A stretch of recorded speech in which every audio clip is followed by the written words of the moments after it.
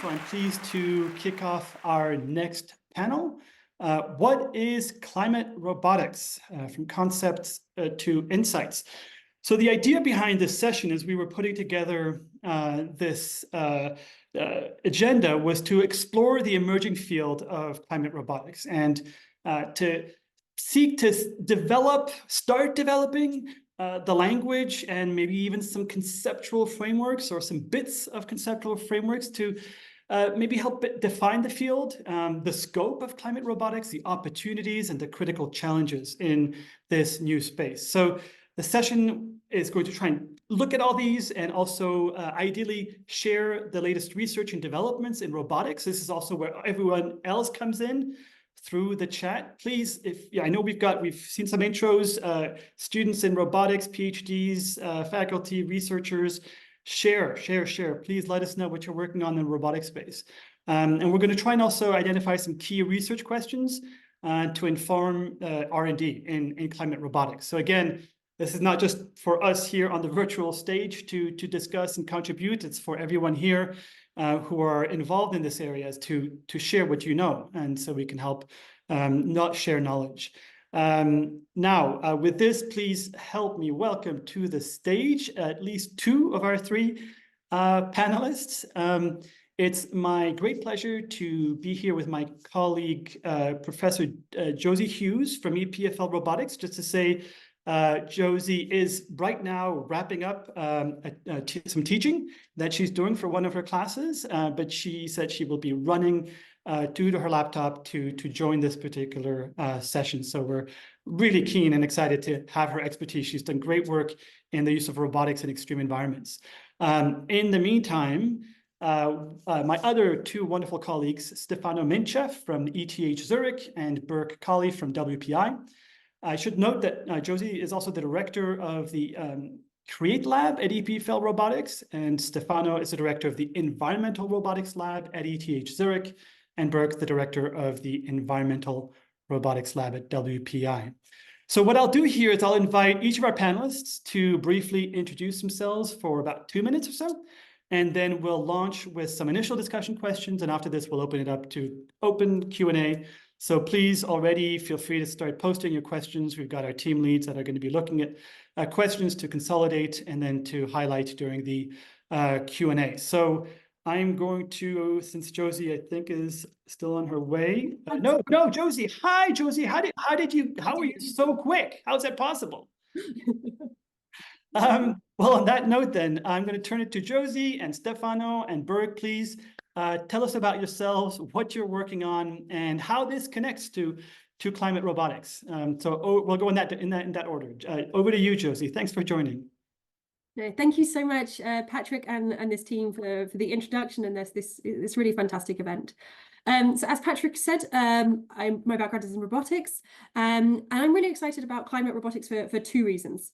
One, because we have this kind of push direction of how can we develop robots to assist or help with climate scientists. So in this region, we're looking at developing robots that can go to extreme or challenging terrains to capture data, samples, to provide further insights into climate models and to facilitate new types of data gathering. But the second kind of opportunity and the second part of climate robotics, which I think is really exciting, is how we can use robotics to rethink some of the systems and processes that we might have that have a big impact on the climate, be it our agricultural systems, be it our food systems, and how we can use the technologies we have today, or those that we could even imagine in 5-10 years, to rethink many of our societal structures, many of our kind of processes to do so. So for this end, we're looking at, for example, how we can use robots in a circular food economy, how we can close the energy cycle, the nutrient cycle, and for example, moving to new modes of agriculture. For example, where we move away from homogeneous fields of one crop, but to more heterogeneous fields, which are far more symbiotic. So I think this is a really exciting place where we have to use and have to exploit robots to try and address this really significant challenge. Thanks. Brilliant. Thank you, Josie. Very well put. Stefano, you have the mic. Yes, well, hello everybody. It's really a huge pleasure to be here today. And Patrick, thanks a lot for the intro and also for organizing all of this. It's really, really amazing. So I am the director of the Environmental Robotics Lab at ETH Zurich. So what we do in my lab is to advance the field of robots. We work especially with aerial robots. And we have actually the opportunity to be integrated in the Department of Environmental System Science. So we have very tight and fruitful collaboration with ecologists and biologists to develop and apply new robotic methods to better understand and protect nature. What we heard so far is that, in order to address this interconnected challenge of sustainability, climate change, and biodiversity decline, we really need to have access to very accurate data sets. And this is mostly still collected very much manually with costly and risky in situ activities. And so with robots, what we really want to do in my lab is to increase the efficiency and spatial and temporal resolution on which these data are collected. And this can have an impact on precision agriculture, on biodiversity monitoring, and on many other aspects that are very, very relevant. So really glad to be here with you today and also to learn more about this very interesting domain. Super. Thank you very much, Stefano. Last but certainly not least, Berk, over to you. Hi, thank you very much. Very excited to be here. I'm Berk. I'm from Worcester Polytechnic Institute, Robotics Engineering Department in the United States. Our lab is focusing on identifying environmental problems, establishing collaborations, partnerships with environmental scientists and social scientists, and develop robotic solutions. Actually, most of our time, maybe half of our time, is spent on trying to find these right partnerships, I must say. And some recent projects that we worked on was waste sorting for recycling, domestic waste recycling, shipbreaking, robotics for shipbreaking industry, for metal scrap recovery and recycling, and building inspection for retrofitting old building stocks in cities. And we are also looking for some future directions and establishing new collaborations for electric vehicle battery recycling application, as well as invasive aquatic species monitoring and some others. Thank you. Very good. Awesome. Such a wealth of expertise right here. That's such a treat. Thank you very, very much. So we're going to kick off with a few questions, and then, like I said, we'll open it up for all questions from everyone. I mean, maybe we go with the title of this session, right? So what is climate robotics, in your opinion? What does climate robotics cover? What counts as climate robotics? What doesn't? Or is making any such kind of binary distinction maybe counterproductive during these early days, but yet it could add clarity? So I just open question, what is climate robotics for you, and how do you think about climate robotics and the scope? And maybe we'll go in that same order. Sorry, you're first up again, Josie. No, thank you. I think this is a very good question, and also coming from an academic side, obviously, kind of is there a science behind climate robotics? And I think there is. Obviously, for science, that means we need a hypothesis that we're testing. But I think we can approach climate robotics from two directions. One is very scientific approach of what is the hypothesis we're testing? What is, for example, is the robot trying to address a hypothesis that stems from a climate science question or a robotics question? And I think that's one view. But then there's also this application-oriented view of how can we address problems that root back to climate? And I think we need to address both of these. And I think it also speaks to the infancy of this field, that we need to innovate on both sides. We need to have both these fundamental questions to illustrate kind of what climate science is, and that there is science, there is methodology here, there is a hypothesis we're trying to address, but also we really need to address and solve these challenges, not in 10, 15 years, but the here and now. So I think we need to have this mix. To me, climate robotics is what are the fundamental parts, because it is such a fundamental, how we can use robotics to understand our own world and make a positive impact is such a fundamental question. But at the same time, balancing it with this applied side of, okay, how can we use robots to solve these problems here and now?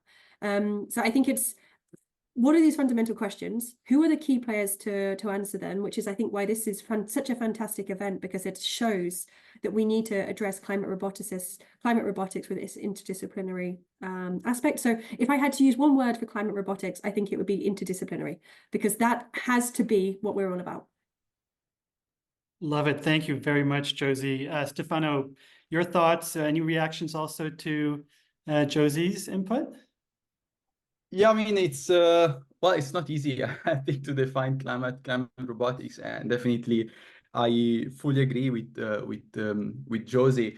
I think that if I can perhaps bring in also different aspects, I think that it's, to me, the way I see climate robotics is really kind of as an opportunity to really create bridge between engineering and environmental science, climate science, or social science.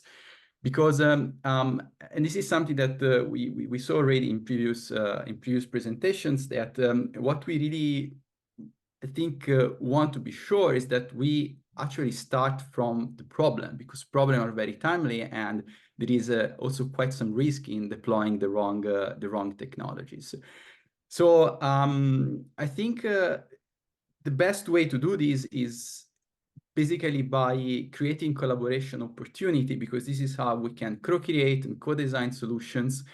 And this is how usually we can really blur boundaries between discipline, and we can develop something that goes beyond what is achievable with individual effort. So definitely climate robotics is about science, it's about technology, it's about application, but what really makes me exciting about this field is really about the possibility to have a dialogue, contribute with people, and with inclusion. So that's, I think, what makes me really exciting about this field.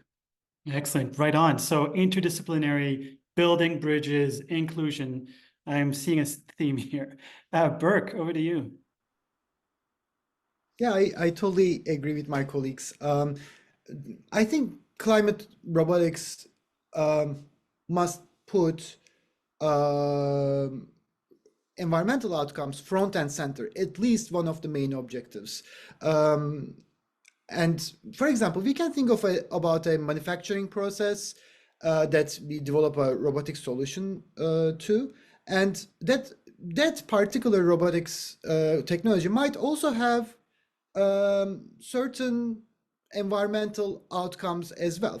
But if it is in the first place designed with profit in mind, but an environmental outcome just like a side effect, I think it can be discussed in a different domain. As or previous speakers also mentioned, the impact of a technology is complex. In the first place, we need to put environmental outcomes and social outcomes front and center, because otherwise these side benefits that we may or may not get might be too unpredictable, and also, but maybe it doesn't make a lot of sense to talk about, is this really environmental robotics, is this not really environmental robotics, or having a binary distinction between what is and what is not. But still, it is really important to put effort to identifying the high impact areas, to solutions of to high impact areas for environmental problems. That's what I would say. Awesome, very, very good. Great to get all that input from all of you. A couple more questions. I know that we've explored this in other discussions and trying to wrap our heads around, but now we actually have the opportunity of having many others here brainstorming collectively. You know, when I was starting to wrap my head around this, the reason, I was interested in the intersection of climate and robotics, and then decided, okay, well, this is climate robotics, right? And just to say, the thought process there was, well, the climate tech space is really active, right? And we know that people are really talking about climate crisis, and there's climate tech. And what I found that when you looked at climate tech together with a lot of other colleagues, we were kind of surprised to see very little reference to robotics, or occasionally to drones, the aerial robotics. But otherwise, this idea of robotics sensing and acting on the world was really absent. I mean, the World Economic Forum came out with its major report on climate tech in Davos this year. And there's the word robot or robotics doesn't appear, right? So that was why I was trying to think about, okay, this is climate robotics, and then also the idea of maybe adding some urgency, right? This is not business as usual. This is about a climate crisis. Now, you've touched a bit on this, and I think in multiple discussions and here again, how do we think intelligently? How do we talk intelligently about climate robotics? We need a framework. We need some language around that really helps us have a rigorous and critical discussion. So what are these different dimensions of this maybe conceptual framework? I don't want to go too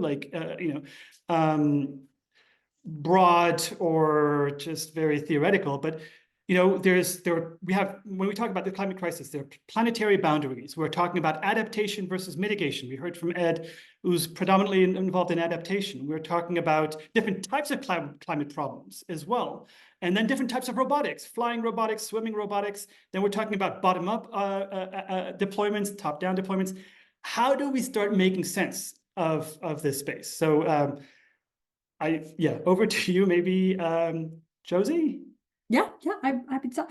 One, coming to your first point, Patrick, there, why don't we actually see much robotics in climate? I would argue it's a really challenging space to work in. You think of where we see robots in unstructured, challenging environments that we might want to for climate robotics. It's really challenging.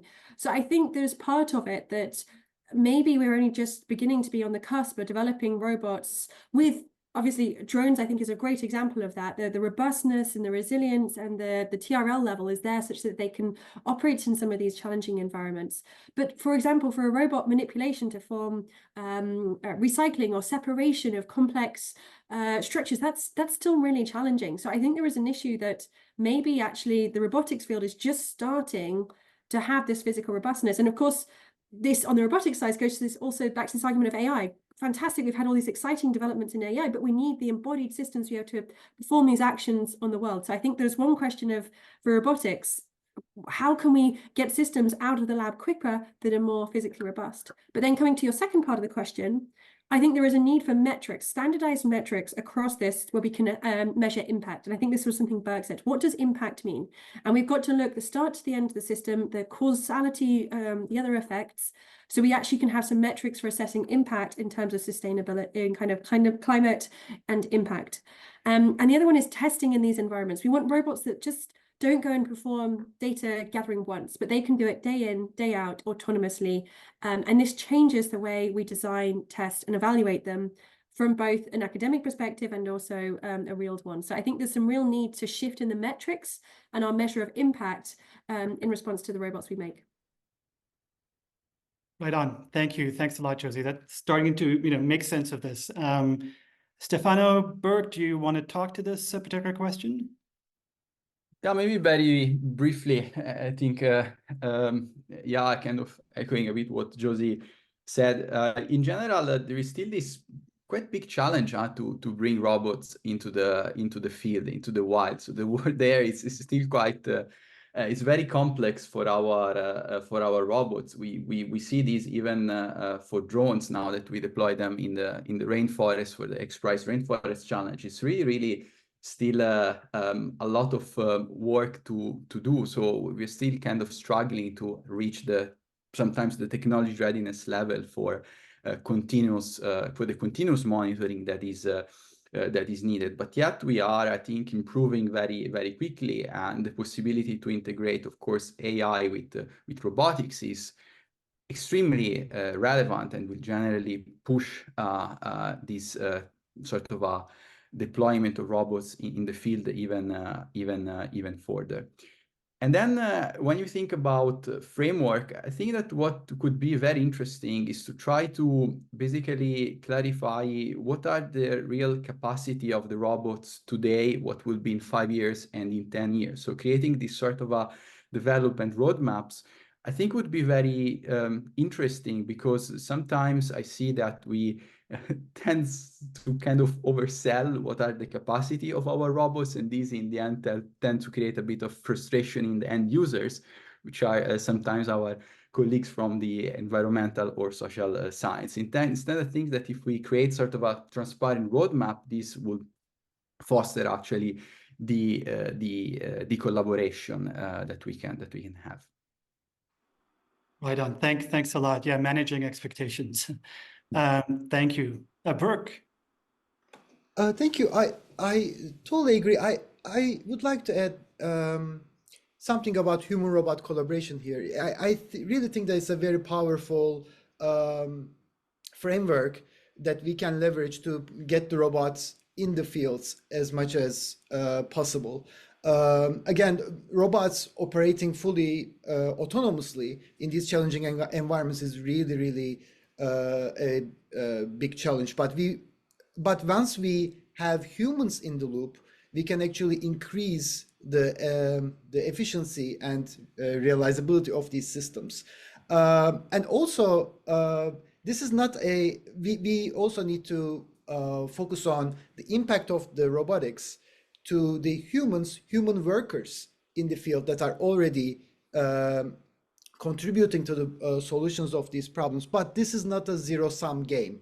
By that I mean, for example, if we go to a recycling facility and see how complex the operation that is going on over there, I think we should just start thinking about how humans and robots can collaborate to solve that recycling problem, rather than saying, okay, we deploy robots to these facilities. Now we recycle maybe a little bit more, and we remove the workers, so the company profits a little bit more.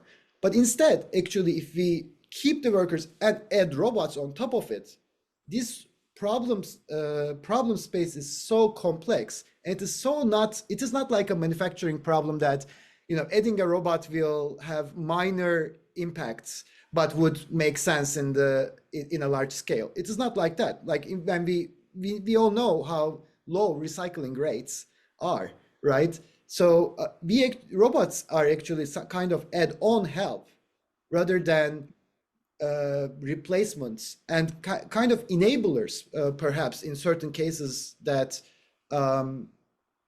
we didn't have that kind of solution to that problem before. So I think the key here is that roboticists, we should get out of our labs as much as possible, see the problems at their location, and of course, partnerships. Right on. There's some great questions coming up, so I'm just going to park the other prepared questions and share the questions from folks here. One of them is, how might somebody that's really coming out of the engineering space, really the technical, field of mechanics and so on, how might that person be able to contribute directly to the development of climate robotics? What would be required of them to be able to participate directly in a climate robotics startup or in a climate robotics research team and so on? And so we do have many students from so many different universities across the world who have registered and signed up. So this is also, just some advice that you might each have for students who are, yes, they could go and do Amazon robotics warehousing, or they might be able to use their skills to tackle the climate. But how do you get involved? Josie, again, maybe we'll just keep the same. Yeah. Firstly, it is such an exciting area to work in. I think that's the really exciting thing. Yes, we have these really promising, these real big challenges, but it's such an exciting area to work in. So to anybody that's considering it, please do, and I think you will really enjoy it. one thing that I think there is a bit of a mindset shift from very traditional robotics or very traditional mechanical systems, because you're trying to doing field work, and that perhaps is, you've got to kind of enjoy those kind of questions and perhaps some of those engineering challenges, which are somewhat different from moving to just working in a lab environment. And that also, I think, also requires some creativity. So I think rather than, okay, you're having a machine learning algorithm and we want to get 2% more 2% more better improvement, I think in terms of climate robotics, we're looking for game-changing, new, novel, innovative ideas where we can really make a significant step forwards to get forwards. Second, collaboration. I think we can't say it enough. Everyone said it. It has to be an interdisciplinary collaborative approach. So having a willingness to want to collaborate, want to understand more on the climate science, and really work with those that can actually address that part of the question, I think is key. Excellent. Thank you, Stefano and Berk. Any advice? Yeah, I think that as robotics students in general, I mean, robotics is already a very, it's already combining, multiple disciplines. You have kind of mechanics, you have computer science, electrical engineering.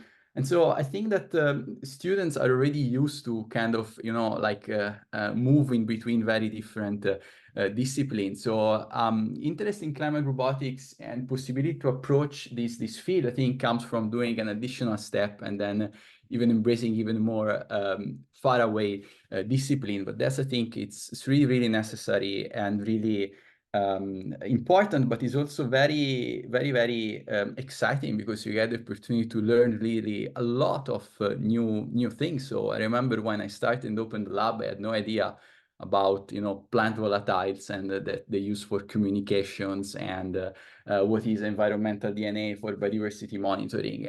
But this has been an exciting journey. So it's really a huge opportunity to learn more. That's very interesting, I think. Very well put. Yeah, Berk, what are your words of wisdom for students and folks getting into the space? I would recommend them to organize bottom up. There with student clubs, for example, in WPI we have green team. I'm pretty sure in pretty much every school there are environment-focused student organizations.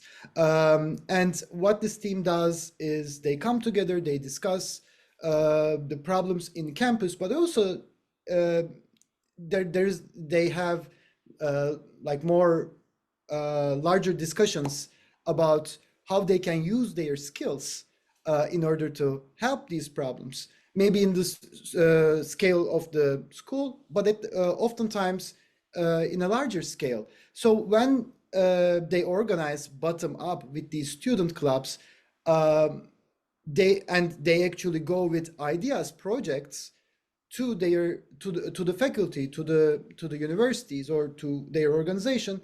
I think that would create a more efficient conversation between the faculty and them. Right on, right on. We are just getting some phenomenal questions here. I think just like with the previous session, we're going to ask you all on the panel here if you can stick around and maybe address some of these questions on Zoom. I'll read a couple. That first question was from Mitra. Thanks a lot, Mitra. And also chimed in with a question that I think I might have answered, not necessarily perfectly. But here's a couple more, and I'll let you choose, and then we'll wrap up with a hot take. Being in STEM, I'm all in for developing tech to solve climate issues, and robotics seems to be very promising. However, when I say robotics, people just assume humanoids and self-driving vehicles. The term robotics has just become a misnomer, I believe, and has become nothing but analogous to AI. I think we need to really make people aware and interested in climate tech and robotics. What are your thoughts on that? That's question number one. And question number two is from Vishva. Making robots for climate action is great, but we also need to consider the carbon footprint of those robotic solutions and make them sustainable in terms of energy, materials, etc.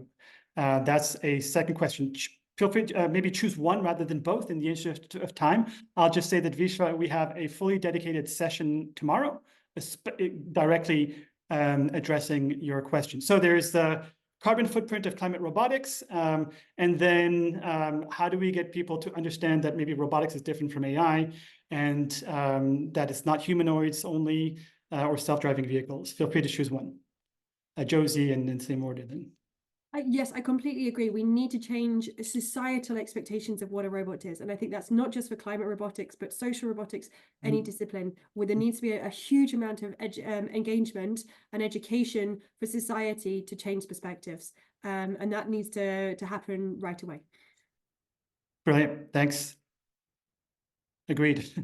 Stefano, sorry. Yeah, maybe I can then focus on the question of sustainability of robots. I think it's a very, of course, interesting problem also because we have experience with e-waste already with mobile phones and all the electronics. And so we should avoid to repeat the same mistakes if we want to develop more and more robots in case. And this is actually a very interesting field of research. So what type of material we can use to make a robot more sustainable, even developing biodegradable robots. So yeah, it's pretty exciting field. You should definitely have a look, and yeah, definitely important for the future. And that comes back to this idea of interdisciplinarity, right? Material sciences has a huge role to play in here. How do we actually, use materials that are actually climate friendly? Berk, which question would you like to talk to? I also want to say we need to definitely consider end of life of these robots. There are actually very recently, right, electric vehicles. So because we are looking into now this like electric vehicle battery recycling problem. So how can robots dismantle these electric vehicle batteries? The transformation happened so fast and so not keeping end of life into consideration that every electric vehicle battery is in a different shape, form, different. It requires a completely different process to disassembly. It is a complete mess. It is very difficult to streamline the recycling process of these batteries at this point.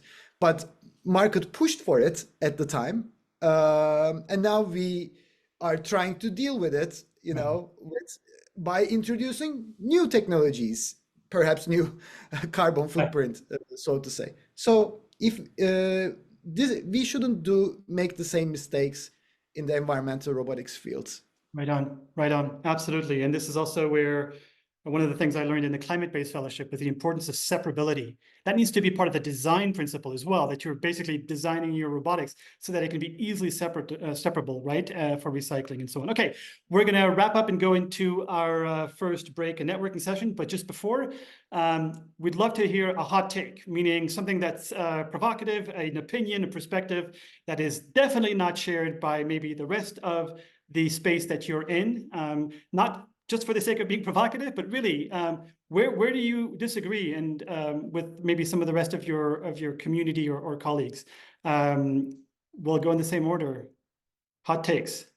It's not a novel idea. Collaboration is key. But I think the one I'm going to say is we need to be more prepared to fail. Failure is so useful, and we're going to learn so much by failing. So we should not be scared of failing, and we should record and celebrate in failure, because that's the only way, because it's such a challenging problem. And also this, what Berk said, we need to co-develop this. We cannot make climate robotics. We need to innovate at the system level. So we need to change these entire manufacturing systems, our agricultural systems. Everything has to be part of this co-development to solve these issues. Right on, well said. We used to have something called fail fairs in the humanitarian development space, where we would come together and actually give talks, like engaging TED Talks on our failures. And those were just phenomenal. I think we should bring that into the climate tech space. All right, Stefano and Berk. Yeah, so my take is actually, I see there is a question in the chat from Laginis about the fact that, yeah, our work is predominantly driven by publication and grant. And this is quite a big problem because we often end up developing cool technology that are looking for a problem. So I think this could be a big, big limitation for climate robotics. This could be one of the point of failure, and we need to be very, very careful with this because some of the technology are urgent and sort of solve very practical problems, perhaps not very appealing, but very important. So we have to understand how to address this as a community, I think.